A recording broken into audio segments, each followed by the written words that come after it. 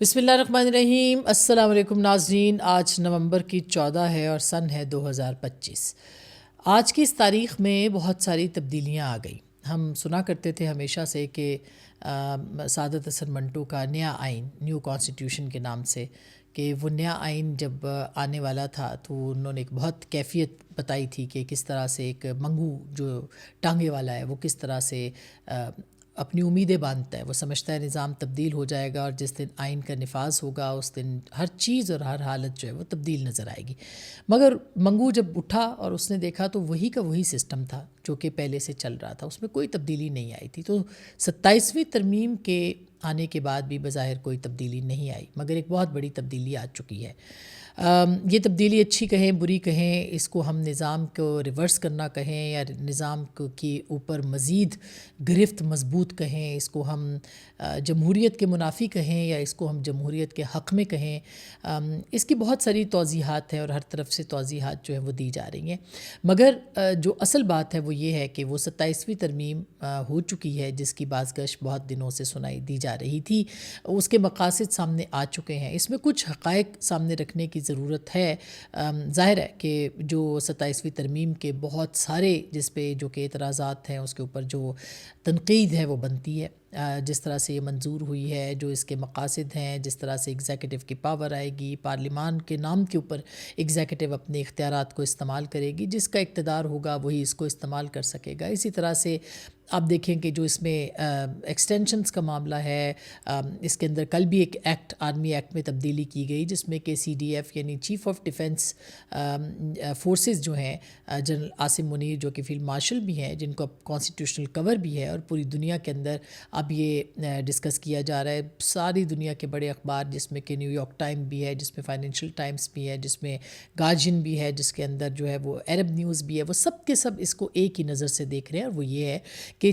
اصل جو اختیارات بڑے ہیں وہ آرمی چیف کے بنے ہیں۔ فیلڈ مارشل صاحب کے جو اختیارات ہیں ان کو کانسٹیٹیوشنل کور ملا ہے، اور پہلے بھی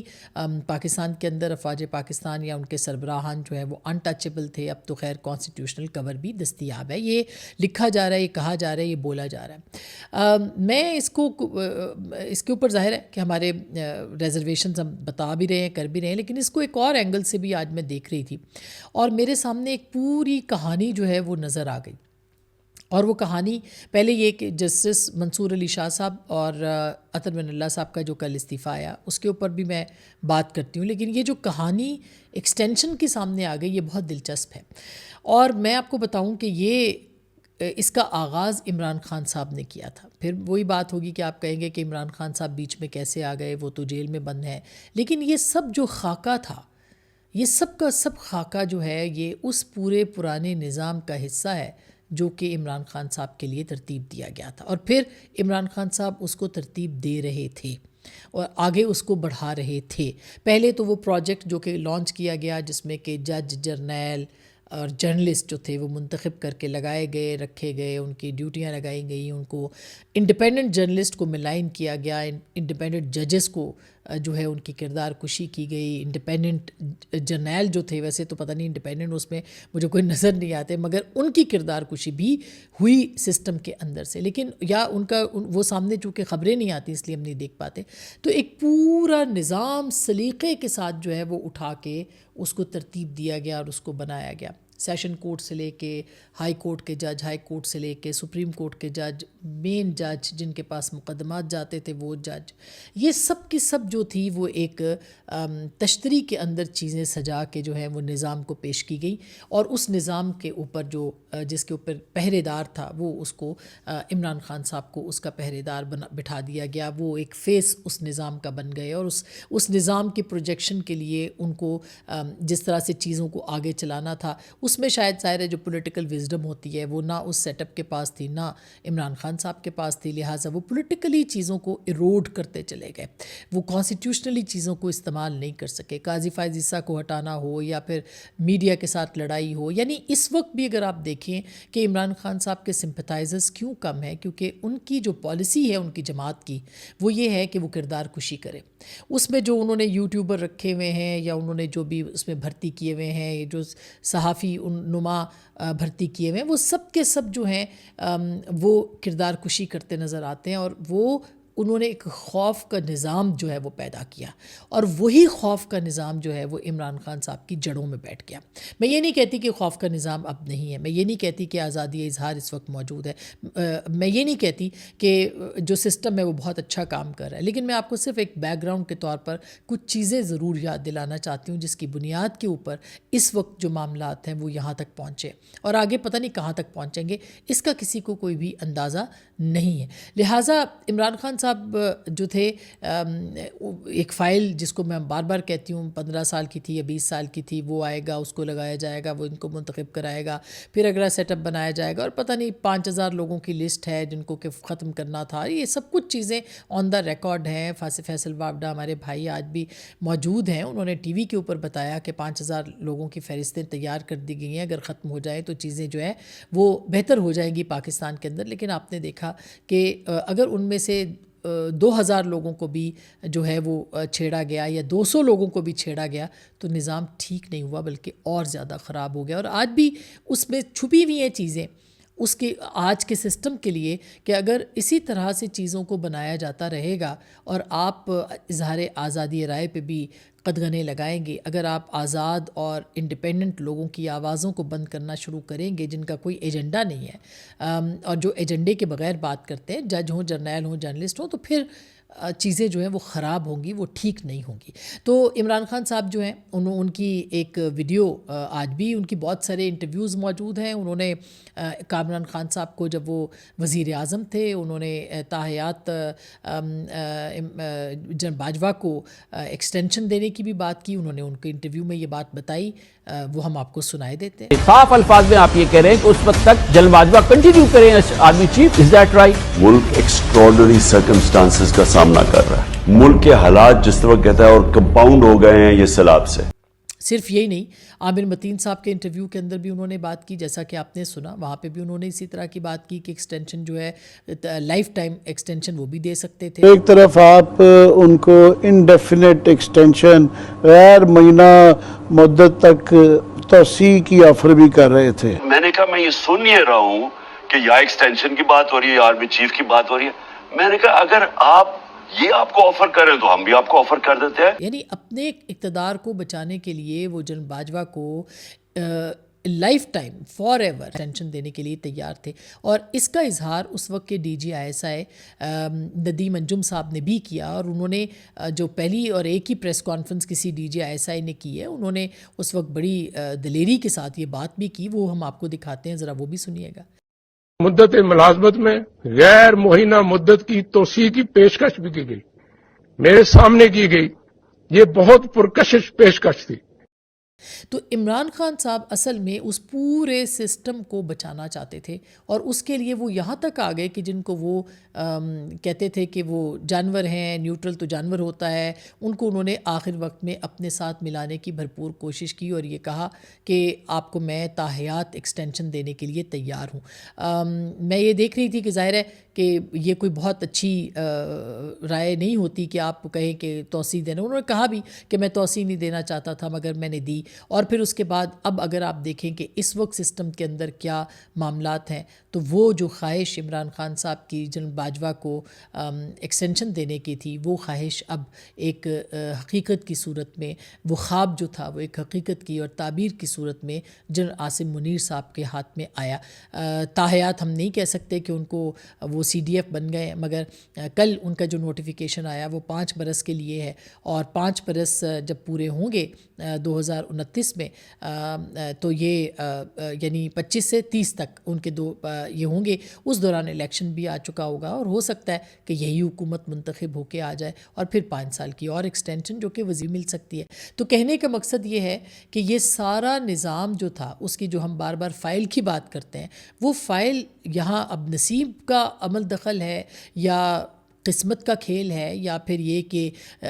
یہ چیزیں جو ہے وہ ریورس کرنے کے لیے اب نظام یہ کہہ رہا ہے کہ ہم دوبارہ اپنی گرفت کو مضبوط کریں گے, ان ساری چیزوں کو جو کہ پروجیکٹ کی صورت میں لانچ کی گئی تھی ان کو ریورس کریں گے اور پھر ایک چیز سسٹم جو ہے وہ اپنا ان پلیس کریں گے. یہ خواہش پاکستان پیپلز پارٹی کی بھی رہی ہے, یہ خواہش نواز شریف صاحب کی بھی ہے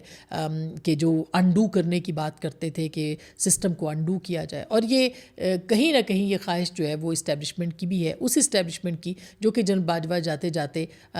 سیاست سے کردار جو اسٹیبلشمنٹ کا ہے اس کو مائنس کرنے کی بات کرتے رہے, عملی طور پر انہوں نے کیا کچھ نہیں. مگر اب یہ کیسے ہوگا؟ یہ نظام اس قدر گرفت میں ہے کہ اب اس ترمیم کے بعد حیت تو تبدیل ہوئی ہے, اس میں کوئی شک نہیں ہے, لیکن یہ نظام یہاں تک پہنچا کیسے کہ حیت کو تبدیل کرنا پڑی,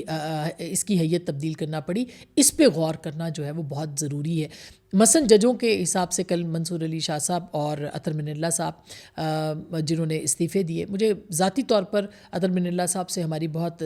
دیرینہ وابستگی رہی ہے اور وہ بہت ایک قابل اور جمہوریت پسند جج ہیں, اس میں کوئی شک نہیں ہے.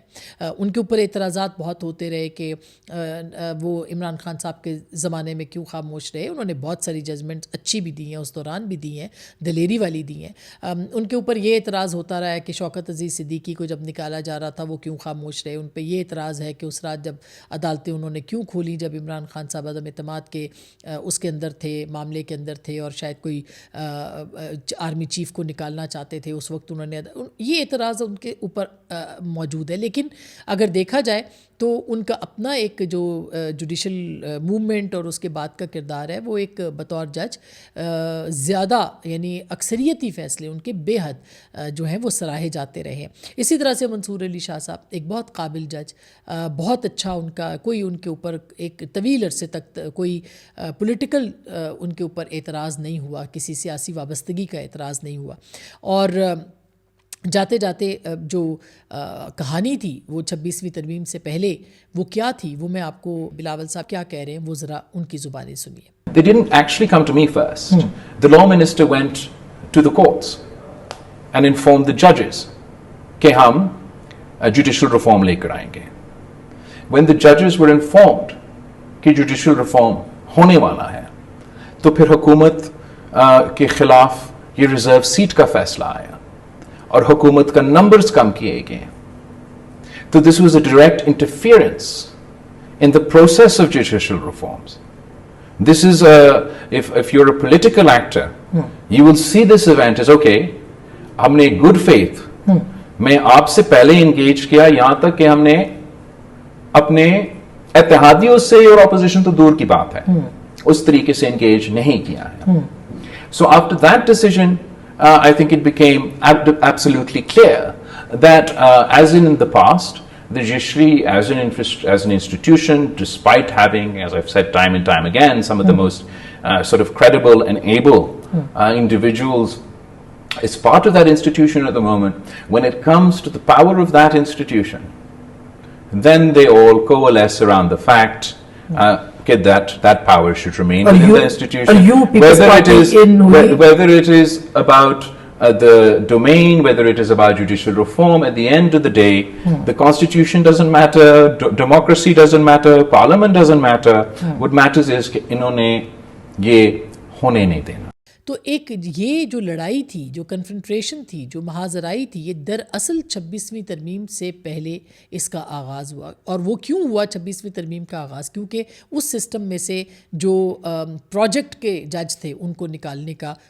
منصوبہ تھا یا ان کے نکالنے کا معاملہ تھا, لہٰذا وہ ایک 26ویں ترمیم کو پارلیمنٹ کے ذریعے سے وہ کروانے کی کوشش کی گئی. اور پھر آپ دیکھیے کہ بلاول صاحب یہ فرما رہے ہیں کہ ان سے پہلے ترمیم کچھ ججوں کے پاس جو ہے وہ وزیر قانون لے کے گئے, اور پھر اور یہ میں آپ کو اپنے نالج میں بھی, میرے بھی یہ خبر ہے, اور میں نے اپنے کسی ولاگ میں ان دنوں اگر آپ دیکھیں تو میں نے بتائی بھی ہے کہ اعظم نذیر تارڑ صاحب کی جو منصور علی شاہ صاحب اور ان سب لوگوں کے ساتھ گفتگو ہوئی, اور ان کو یقین دہانی بھی کروائی گئی کہ یہ جو عدالتی اختیارات ہیں یا جو ایک اصلاحات ہیں وہ ہم کرنے جا رہے ہیں. اور جیسے ہی انہوں نے یہ کہا جو کہ خبروں کا حصہ بنا ہے اور جو بلاول بھٹو صاحب نے اپنے ہمارے جو بھی ہم نے آپ کو سنوایا انٹرویو میں، انہوں نے کہا کہ اس وقت کے فوراً بعد جو ہے وہ ریزرو سیٹس کا فیصلہ آنا شروع ہوا تاکہ نمبرز جو ہیں وہ کم کر دیے جائیں. تو پھر اب طاقت کی لڑائی تھی، وہاں پر طاقت نے پھر اپنے فیصلے جو ہے وہ دینے شروع کیے اور پھر طاقت جو ہے وہ اس نے اپنا پلڑا جو ہے وہ بھاری کیا اور پھر طاقت نے جو ہے وہ اس پورے سسٹم کو اپنی مرضی سے چلانا شروع کیا. لیکن اس کا آغاز جو تھا وہ کہاں سے ہوا، کیسے ہوا، کب ہوا، وہ عدالتیں ہوں یا وہ یہ معاملہ ہو، وہ ہم نے آپ کے سامنے کچھ حقائق جو ہیں وہ رکھیں. اب اس نظام کے اوپر گرفت جو ہے وہ کب تک رہے گی، اب یہ نظام کہاں تک جائے گا. تو میرا خیال ہے جو بار بار کہی جاتی ہیں کہ نظام کو، سسٹم کو، اسٹیبلشمنٹ کو، طاقت کو یہ ضرور دیکھنا ہوگا کہ جب آپ ایک ایبسلیوٹ پاور کو لیتے ہیں تو وہ پھر ایبسلیوٹلی یوز کرنے کی کوشش کرتے ہیں تو پھر وہاں پر جو ہے وہ معاملات خراب ہوتے ہیں. اسی لیے مارشل لاء کے اندر آپ نے دیکھا کہ جمہوریتیں، بنیادی جمہوریتیں لائی گئیں، میڈیا کو کسی حد تک مشرف صاحب کے زمانے میں آزادی ملی، وہاں پہ بھی اتنی آزادی نہیں تھی، مگر وہ اس لیے کہ ان کا سروائیول ہوتا رہے، ایک حبس زدہ معاشرہ نہ بن سکے، گھٹن زدہ معاشرہ نہ بن سکے. تو اگر اس طرح کی پابندیاں ہوتی رہیں گی اور اگر یہ جو وینٹیلیشن کے ذرائع ہیں یہ نہیں موجود ہوں گے تو پھر یہ جو سسٹم ہے یہ بھی خراب ہوگا. اس کی جو آئینی حیثیت ہے اس کے اوپر کوئی سوال نہیں ہے، ایک پارلیمنٹ نے اس کو منظور کیا ہے. اگر کہا جائے کہ یہ لیجیٹمیٹ فورم نہیں تھا تو کون سی پارلیمنٹ پاکستان کے اندر لیجیٹمیٹ رہی ہے؟ یہ اسی طرح کی آئینی ترامیم ہمیشہ سے آتی رہی ہیں، لہٰذا اس سے آگے اب بڑھنا ہے. اس نظام کو ریورس کیسے کرنا ہے، اس نظام کو جمہوریت میں کیسے بدلنا ہے. ان اصلاحات کے بعد اگر پارلیمان ایگزیکٹو کے پاورز زیادہ ہیں یا وہ اختیارات دیکھنے کی حد تک ہی صحیح لیکن چلیں آ گئے ہیں ان کے پاس، تو پھر اس کو کس طرح سے جمہوری انداز کے ساتھ چلانا ہے، اس کے لیے اپوزیشن سے بات کرنا پڑے گی. اور اپوزیشن کے اندر بھی مفاہمت کے اس وقت جو ہیں وہ معاملات وہ دیکھ سکتے ہیں. میں تو ہمیشہ کہتی ہوں کہ یہ جو ونڈو ہے یہ پولیٹیکل لوگ ہی کھول سکتے ہیں. دوسری جانب عمران خان صاحب کہتے تھے کہ بادشاہ سلامت کا لقب دیتے تھے عاصم منیر صاحب کو، تو میرا خیال ہے کہ بادشاہ سلامت بنانے میں عمران خان صاحب نے ایک بہت اہم رول ادا کیا ہے. تو اپنا بہت خیال رکھیے گا. اب تک کے لیے اتنا ہی، اور یہی آپ سب کے لیے. اللہ نگہبان.